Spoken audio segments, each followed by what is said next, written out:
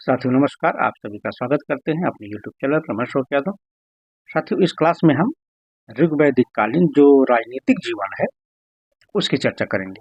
अब इसके अंतर्गत देखेंगे कि राज्य का स्वरूप क्या है, प्रशासनिक कार्य करने वाले कर्मचारी कौन से हैं और राजनीतिक जीवन से संबंधित जो संस्थाएं हैं उसको देखेंगे।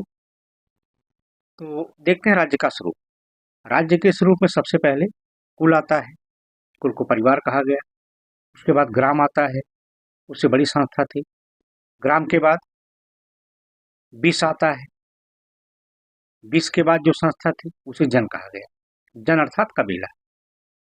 अब देखिए जो ग्राम है, ग्राम के पहले जो कुल है, जो कुल का मुखिया होता था उसे कुलप कहा जाता था। फिर जो ग्राम है उसका जो प्रमुख था उसे ग्रामीणी कहा गया। अब ग्राम से बड़ा जो विषय है उसके प्रमुख को विषयपत कहा गया।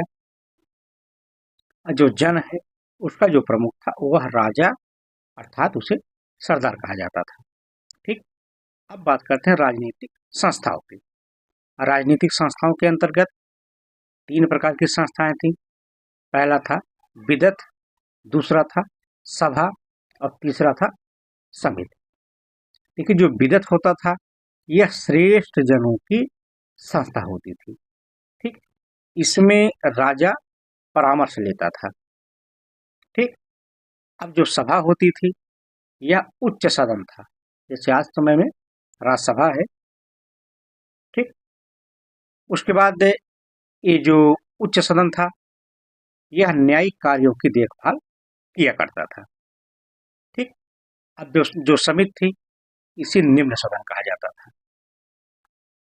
तो इस तरीके से हमने राजनीतिक संस्थाओं की बात की। अब बात करते हैं, देखिए यहाँ पे ऋग्वैदिक काल में 2 प्रकार के कर थे जिसे कहा जाता था बलिकर। ये जो बलिकर था यह होता था स्वैच्छिक कर। जो बलिकर था इसे स्वैच्छिक कर कहा जाता था।